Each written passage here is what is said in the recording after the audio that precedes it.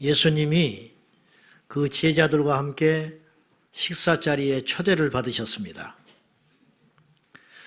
그 식사를 하시면서 우리 주님께서 주변에 있는 사람들에게 이렇게 교훈하십니다. 너희들이 이 양의 대접을 하려면은 대접할 수 있는 힘이 없는 사람, 약한 사람, 그런 사람을 대접을 하거라. 그러면 그들이 너희들한테 다시 대접할 여력이 없기 때문에 고스란히 그 상을 천국에 가서 하나님께서 너희들에게 갚아주실 것이다. 논리적으로 정말 맞는 말씀이지요. 그렇게 이야기를 하세요. 이 땅에서 우리가 다 받아버리면 천국 가서 얻을 것이 없습니다. 우리가 이런 이야기를 너무 잘 듣는데도 실감을 안 하고 실천 안 하고 사는 것 같아요. 다른 사람은 잘 모르겠고 목사인 내 자신부터 먼저 생각해 보면 대접만 받고 삽니다. 손 하나 까딱 안 하고 살아요. 신방 때 운전도 안 합니다. 내 방 청소도 제가 안 해요. 우리 집사님이 해줍니다. 식사 때는 제일 좋은 상석에 앉습니다. 나이도 많지 않은데 제일 좋은 상석에 앉습니다. 교회 카페 올라가도 돈 안 내고 그냥 먹습니다. 그걸 당연하게 생각합니다. 제가 요새 그런 생각을 해봐요. 여러분은 배부른 소리 한다 그렇게 절대 듣지 마시고 한국교회 90%가 교회가 어렵습니다. 그 고생하시는 목사님들한테 드릴 말씀이 아닌지는 모르겠지만은 우리 교회가 작았다면은 어땠을까? 제가 예전에 형광등 다 갈았습니다. 교회에 못질을 다 했습니다. 페인트 칠하고 어느 때는 혼자 새벽 2시, 3시까지 교회에 수리하다가 그 다음에 새벽기도 또 차 운행 나가서 사람들 모시고 와서 또 새벽기도 하고 그랬었습니다. 제가 개척하고 10년 동안 새벽기도 차 운행했습니다. 부교육자 때부터 한 걸 시작하면 15년 제가 새벽에 하루도 안 빠지고 새벽기도 차 운행했습니다. 제가 그런 고생을 했다 그런 뜻이 아니고 제가 말씀드리려고 하는 요지는 우리 교회가 작았다면 시골에서 열악한 환경에서 제가 목회를 했다면 나이 들고 몸이 아프고 상황이 안 돼도 제가 빗자루 들고 교회 청소하고 걸레 들고 청소하고 교회 비세면 지붕에 올라가서 수리하고 교회 차로 어르신들 모시고 교회에 와서 모셔다 놓고 끝나면 또 태워다 주고 그렇게 목회했을 것 아닙니까? 그게 상이에요. 사실은 1년에 한 번 가족끼리 번듯하니 외식도 못하고 살았겠지요. 어려운 목사니까. 그리고 어쩌다 읍내에 나가서 피로해서 나가도 알아보는 사람도 없을 것이고 시장 한쪽 구석탱이에 앉아가지고 국밥 한 그릇 말아먹고 돌아왔겠지요. 그런데 교회가 자리가 잡히니까 좋은 것만 먹습니다. 좋은 자리에만 초대를 받아요. 우리 성도들은 가족끼리 번듯하니 비싼 것도 못 시켜 먹는데 어쩌다가 목사가 신방 갔다고 제일 좋은 걸 시켜서 먹습니다. 제가 다 알지요, 속사정. 목사 한번 대접하고 나면 거의 한 달 동안 가족들하고 외식 못합니다. 제가 다 압니다. 목사만 그런 게 아니고 성도들도 역시 교회가 커지고 안정되고 일꾼이 많아지면 성도를 또 나태해지는 것 같아요. 봉사하는 비율이 급격히 떨어집니다. 교회는 뭔가 돌아가요. 차질 없이 움직이고 돌아가지만은 문제는 구경꾼들이 점점 늘어난다는 것입니다. 직접 봉사하는 사람들이 점점 줄어들고 요령을 피우기 시작해요. 그리고 그 자리에 돈이 대신하기 시작합니다. 불편한 것 잘 못 참는 것 같아요, 우리 성도들이. 더러운 거 잘 안 만지려고 해요. 언제부터 그랬죠? 우리가 언제부터 그렇게 믿고 있는 겁니까? 그래서 제가 이런 생각 해봤어요. 우리나라 큰 교회 목사와 성도들은 다는 아니겠지만은 천국 가면 거지로 살 것이다. 무서운 이야기입니다. 너 그렇게 안 살면 되잖아. 여러분이 저한테 그렇게 말할 수 있죠.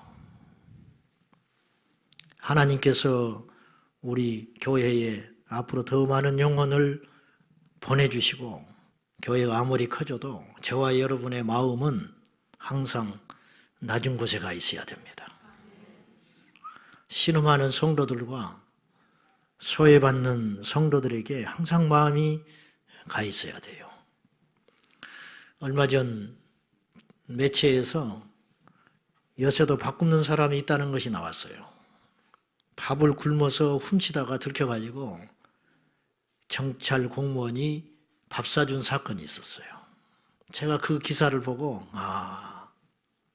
내가 종종 이런 소리 했거든요.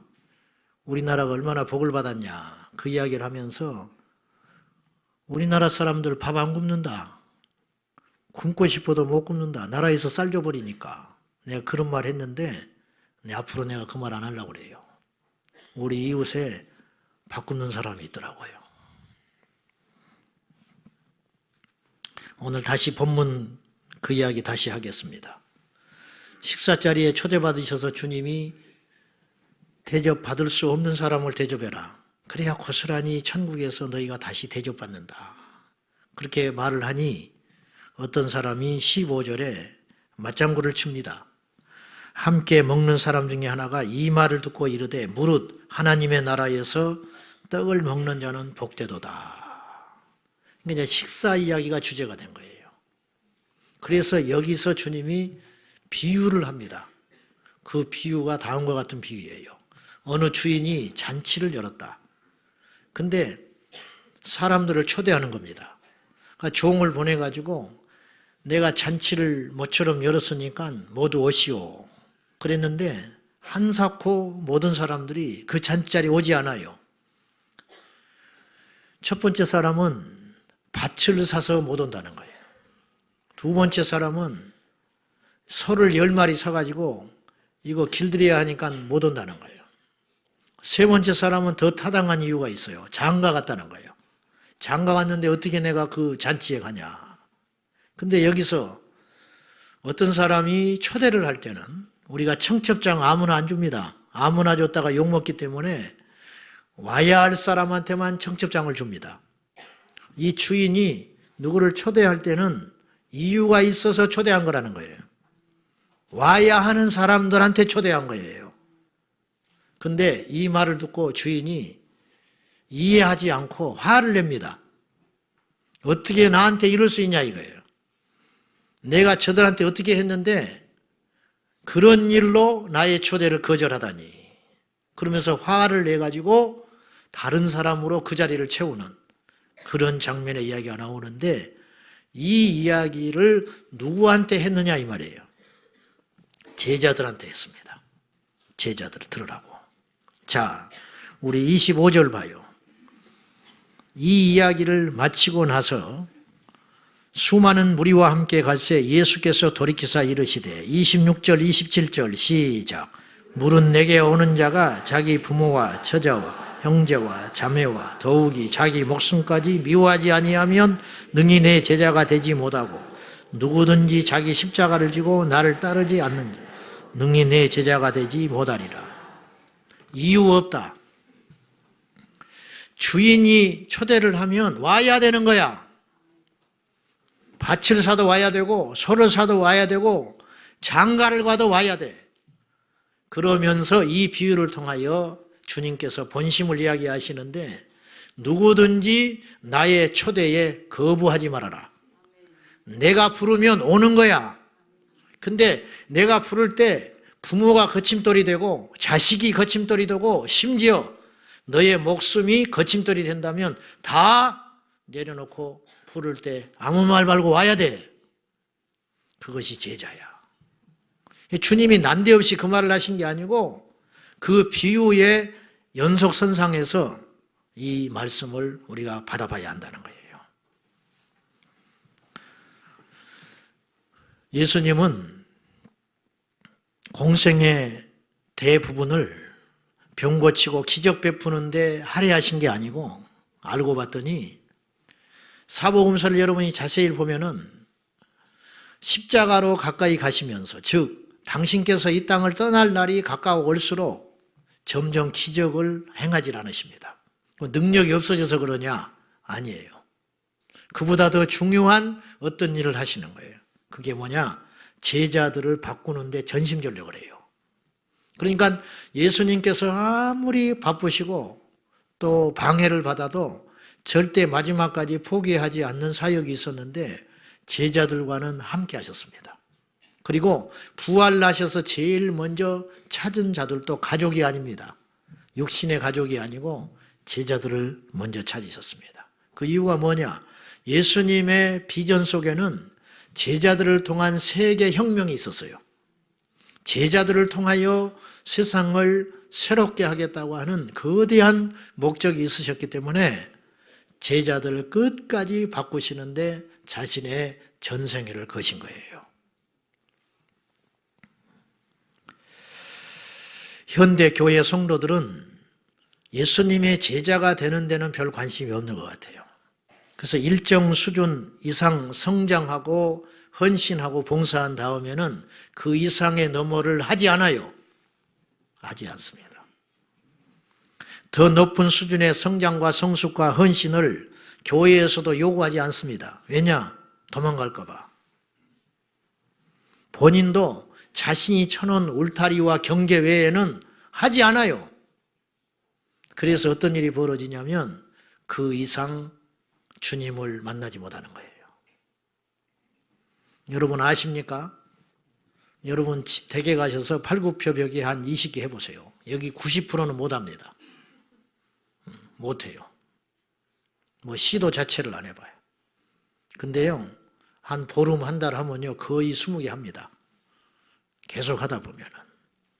그런데 팔굽혀펴기 20개 하는 것을 목적으로 두고 살아가면 그리고 죽을 때까지 20개만 하고 그냥 일어나는 거예요. 20개 하고 일어나고. 그러면 죽을 때까지 앞으로 수십 년 동안 21개를 못하고 죽는 거예요. 제가 무슨 말씀을 드리려고 하냐면은 우리 신앙이 지금 꼭 그런 식으로 믿고 있다는 거예요. 처음에 교회에 와서 주일 한 번 예배 드리는 거 굉장히 벅찹니다. 저도 그랬으니까. 일주일에 한 번 교회 가는 것도 굉장히 벅찬 분들이 여기 있어요. 팔굽혀펴기 20개 못하는 것처럼. 근데 어느 정도 교회를 다니다 보면은 일주일에 한 번 교회 오는 것은 어렵지 않게 할 수 있습니다. 어렵지 않게 해요. 뭐 헌신하는 거 시간 지나면 어렵지 않게 하게 돼요. 근데 문제는 그 수준에 머물러 가지고 죽을 때까지 그 상태로 간다는 거예요. 주님이 기뻐할까요? 우리 예수님이 제자들을 처음 부를 때 이렇게 요구하셨습니다. 나를 따라와라.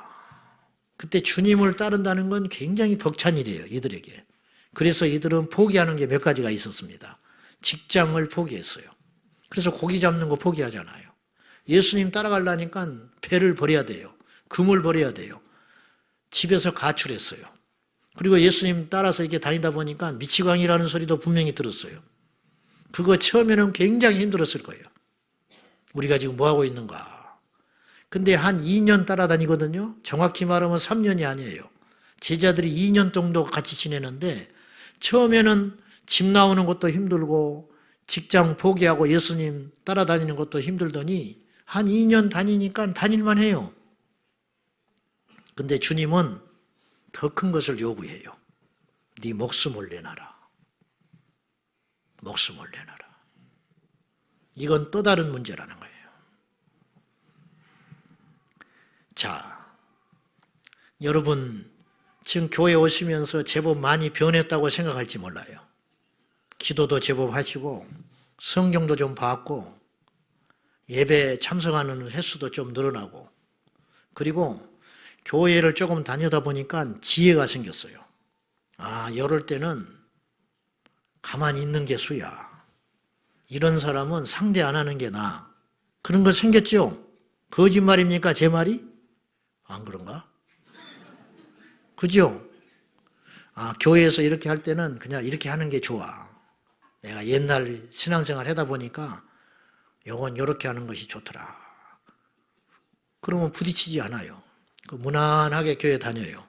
그걸 주변 사람들은 믿음이라고 생각해요. 근데 그거 믿음 아닙니다. 그걸 뭐라고 그러냐면 요령이 생긴 거예요. 요령. 교회에 다니는 요령이 생긴 거예요. 기술이 늘어난 거예요. 기술.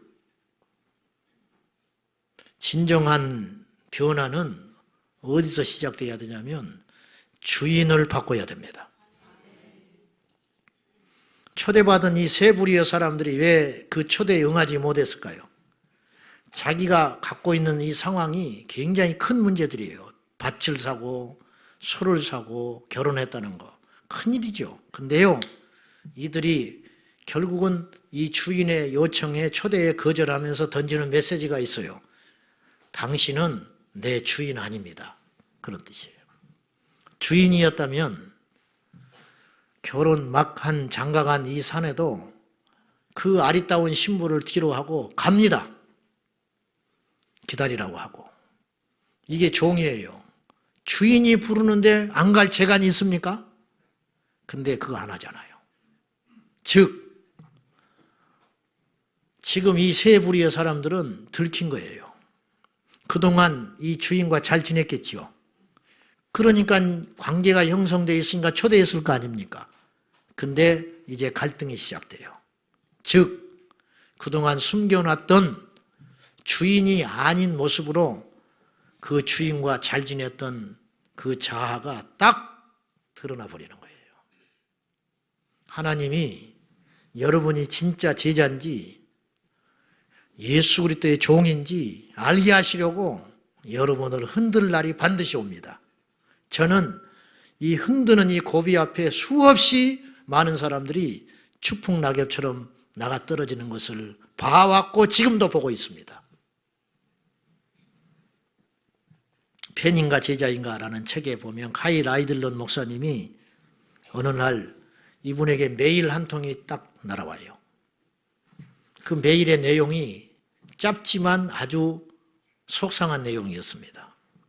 자신을 이 교회에 등록 교인에서 제명시켜주고 내 이름을 지워달라는 거예요. 즉 교회를 떠나겠다는 거예요. 근데 그 이유가 충격적이에요. 카일 목사님의 설교가 마음에 들지 않습니다. 당신 설교가 마음에 안 들어서 나 교회 떠나겠어. 여러분, 설교하는 목사에게 이보다 더 치명적인 말은 없습니다. 그러니까 이분이 큰 충격을 받아요. 내가 누구를 실족시켰구나. 가지고 고민을 하다가 전화를 시도하고 어렵게 전화 통화를 합니다. 그래서 이제 전화가 막상 하니까 당황했을 거 아니에요, 이분이. 그걸로 정리하려고 그랬는데. 그러니까 이런저런 막 또 해명을 해요. 뭐 그건 아니고 뭐 꼭 그것만은 아닙니다, 아닙니다. 그런데 이야기를 하다 보니까 교회를 떠나겠다는 이분의 마음의 속내가 딱 나왔어요. 뭐라고 말을 하냐? 한마디로 목사님 설교는 뭐랄까요? 제 삶을 성들이채 흔들어 놓습니다. 그래서 제가 목사님의 설교를 감당할 수가 없습니다. 이 말을 들은 카일 아이들먼 목사는 눈물을 흘렸대요. 죄송한 이야기지만은 안심의 눈물을 흘렸답니다. 그건 뭐냐? 내가 이분을 실족시킨 게 아니고 이분이 감당을 못하는구나. 지금 이분이 던지는 메시지는 이거예요. 나를 그대로 두시오. 저는 이 이상의 헌신은 할 수 없습니다. 그래서 그 고통을 당하느니 편안한 대로 가겠습니다. 이렇게 말하는 거예요. 대표적인 펜입니다. 달면 삼키고 쓰면 내뱉는 펜, 물이지요. 제자는 못 되는 것입니다. 여러분은 성장했습니까? 여러분 우리 교회에 오셔서 달라지셨습니까? 아니면 지금 교회만 눈치가 늘어서 다니고 있습니까? 그걸 믿음이라고 지금 여러분 착각하고 있는 건 아니에요? 교회에 오는 횟수가 늘어나고 예배드리는 횟수가 늘어나고 사람들과의 갈등을 일으키는 횟수가 줄어들었다고 여러분 성장했다고 생각하십니까? 어느 날 주님이 여러분에게 요구하실 겁니다. 와라. 근데 갈 수가 없어요. 왜냐? 너무 가진 게 많아. 와라. 이제 막 좋은 직장에 들어갔어요. 그래서 한 10년 있다 가야 돼요. 그래서 거절해요. 그러면 여러분은 제자 아니에요.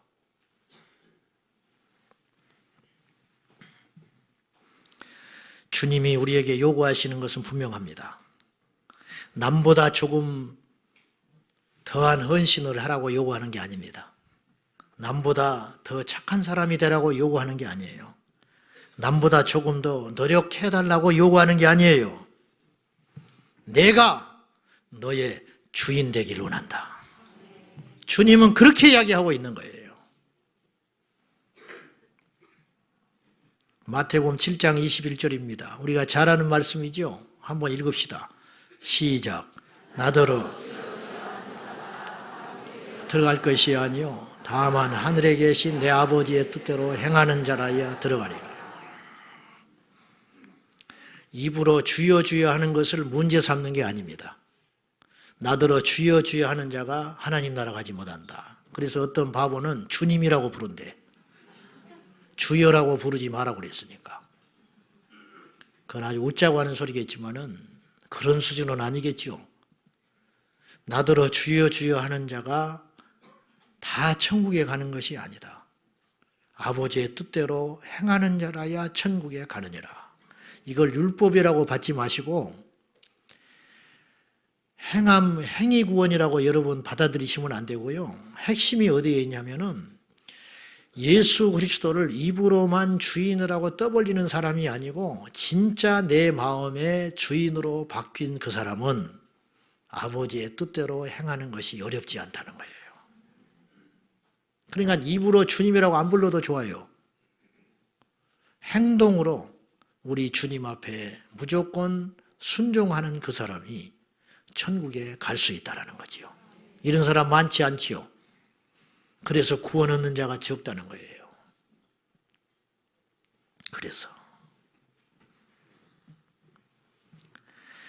우리가 교회에 나온다고 제자 되는 거 아니라고 누차 말했어요. 성도나 그리스도인이나 제자나 같은 의미라고 그랬어요. 오늘 여러분들 중에 생각이 참 복잡할 겁니다. 여기 지금 몸은 와 있지만 아주 복잡한 분들 다 많아요.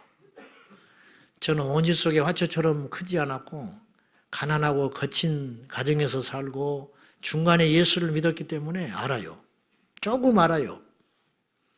여러분이 얼마나 인생을 고달프게 사는지 압니다. 우리 주님도 더 잘 알아요. 그래서 수고하고 무거운 짐진 자들아 다 내게로 오라. 내가 너희를 쉬게 하리라. 그런데 주님이 요구해요. 너 내 맹해를 메라.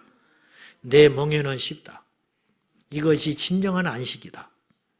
우리 주님이 지금 여러분 형편을 몰라서 불러다가 제자 되라고 이 엄중한 무게를 또 던져주는 줄 아십니까?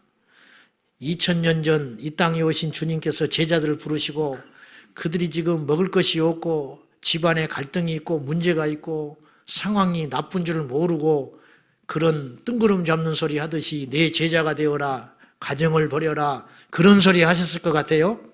다 알아요. 우리 주님이 다 아시는데 주님께서 심한 요구를 하시는 거예요. 다 버려라. 가족 버려. 본토 친척 버려. 나중에 버릴 것이 없으면 네 목숨도 버려야 할지 몰라. 그러고도 나를 따르는 것이 내 제자야. 오늘 또 우리 주님은 동일하게 우리에게 그걸 요구하고 있습니다. 결국은 내 제자가 되라는 말은 내가 너의 주인이 되겠다, 이런 뜻이에요. 여러분에게 예수님은 어떤 분입니까? 목사가 돼도 주인 안 바꾸면 제자 아닙니다. 아무리 여러분이 나름대로 봉사를 해도 봉사를 많이 하고 헌신을 많이 하는 것이 중요하기도 하지만 왜 하고 있냐? 왜 하고 있냐? 주인을 바꿨기 때문에 헌신을 하고 있는지, 아니면 기질이 혹은 주변 사람 의식에서 그 길을 하고 있는지 우리 왕 대신 주님은 알고 계세요. 근데 이것이 들통날 때가 온다 이거예요. 두 가지 상황에 있을 때 딱 드러납니다. 첫째, 시련이 닥칠 때. 시련 닥칠 때 그걸 포기하면 그건 내 일입니다. 우리 예수님을 주인으로 못 바꾼 거예요. 두 번째, 내가 이루는 그 일들을 누군가 인정하지 않을 때 그 일이 시들시들해집니다.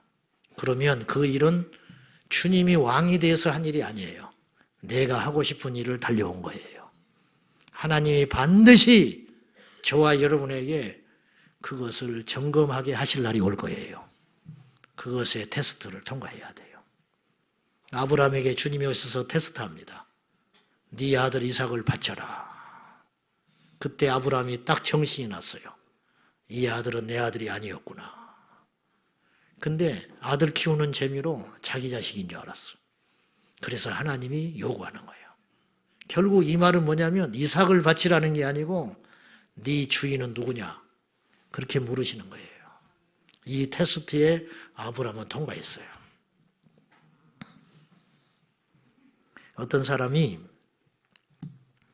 하나님을 인생의 주인이 아닌 자신의 개인 컨설턴트로 여기는 그리스도인이 이 땅에 많다고 하면서 다음과 같은 이야기를 했습니다.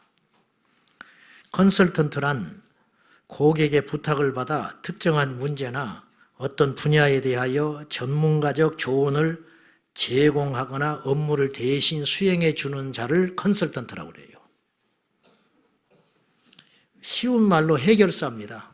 해결사, 용역 직원이에요. 금융 컨설턴트 그러면 내 자산을 관리해 주는 사람이에요. 자, 컨설턴트는 우리가 지혜를 구하는 대상이다. 하지만 결국 최종 선택은 우리가 내린다. 고객이 내리지 컨설턴트가 단지 고객님의 돈을 불리는 방법은 노후에 이 돈을 가지고 안전하게 준비하는 것은 첫째는 이렇고 둘째는 이렇고 셋째는 이렇습니다. 근데 내 생각에는 첫째가 제일 낫습니다. 그런데 결정을 내가 해요. 거기까지만 컨설턴트가 하는 거예요. 아무리 1번이 좋다고 그래도 내가 아니요 2번이 낫겠어. 그러면 아무 소리 못해요. 그리고 수수료만 챙기면 되는 거예요. 자, 제가 계속 더 이야기할게요. 최종 선택은 우리가 내린다. 그래서 그들을 컨설턴트라고 부르는 것이다. 문제는 하나님이 우리를 향하여 컨설팅 따위는 하지 않는다는 것이다. 하나님은 컨설팅을 하신 적도 없고 하실 계획도 없다. 하나님은 하나님의 일을 하실 분이다. 하나님을 컨설턴트 따위로 여기면 앞으로 그분을 저 천국에서 뵙지 못할 것이다. 이렇게 말했어요. 이게 조금 이제 우리말로 조금 세련되게 표현한 것이지 마태복음 7장 21절 말씀이에요. 사실은. 결정은 우리가 하는 거 아닙니다. 주님이 하십니다.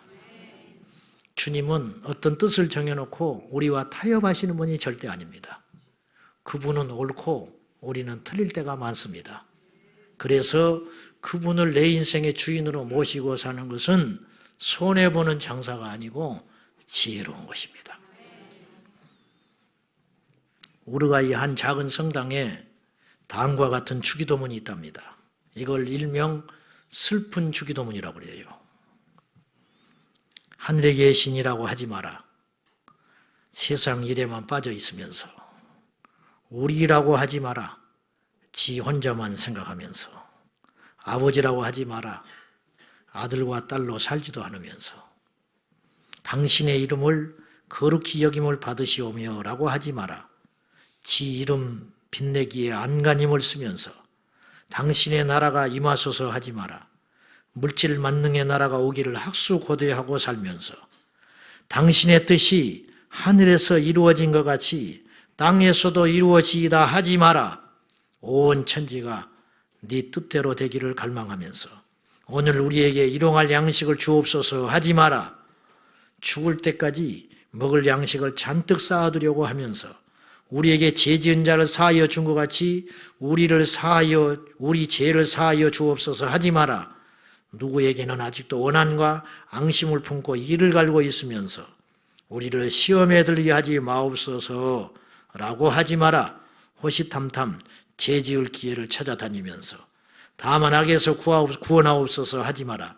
악을 보고도 아무런 양심의 소리를 듣지 않으면서 나라와 권세와 영광이 아버지께 영원히 있사옵나이다 라고 하지 마라. 그 모든 것이 온통 네 것이 되도록 소원하고 살아가면서 아멘이라고 하지 마라. 주님의 기도를 진정으로 너의 기도로 드리지도 않으면서 참 가슴 아픈 주기도문입니다. 그렇지 않아요? 우리가 교회에 와서 습관적으로 하는 말이 있어요. 주여. 이 주여라는 말을 부를 때 알고 주님이라고 부르는 사람이 얼마나 있을까요? 고등학생 하나가 농구 시험을 봤는데 이렇게 드리블을 해가지고 골을 딱 넣는 거예요. 근데 이게 제멋대로 안 가요. 막 옆으로 튀어나가. 그러니까 그 공을 따라가면서 주여 주여 하고 따라갔대. 여러분 힘들면 주여 그러지요. 어디 속상한 일 있으면 주여 그러지요. 어떤 주님입니까? 예수님입니까? 아니면 여러분 자신이 주님입니까? 주인 바꾸지 않으면 하나도 여러분 달라지지 않습니다. 오늘 이 말씀을 저의 말씀으로 받고 오늘 여러분의 말씀으로 잘 받으셔서 주인을 바꾸십시오. 더 늦기 전에 빨리 주님 바꾸십시오. 예수 그리스도를 여러분의 인생에 주인으로 잘 모셔서 주님이 가라 하면 가고 서라 하면 서고 심지어 죽으라 하면 죽는 그 순종의 자리까지 가는 그 높은 이상을, 그 높은 꿈을 여러분이 갖고 살아가시기를 예수님의 이름으로 축복합니다. 당신의 주인은 누구입니까? 기도하겠습니다. 우리 인생의 주인 되신 예수님, 교회를 다니고 습관에 따라 주여 주여를 부르지만은 아직도 예수님은 우리의 주인이 되지 않습니다. 기분이 좋을 때는 주님을 찾지만은 어려울 때는 주님을 찾지만은 내 기대에 어긋날 때는 여지없이 또 다른 주인을 찾아 나서는 것이 우리 인생입니다. 이 지긋지긋한 불신앙에서 이제는 헤어나와서 살든지 죽든지 예수 그리스도가 우리 인생의 참 주인 되게 하여 주시옵소서. 우리의 주인 되시는 예수님의 이름으로 기도하옵나이다. 아멘.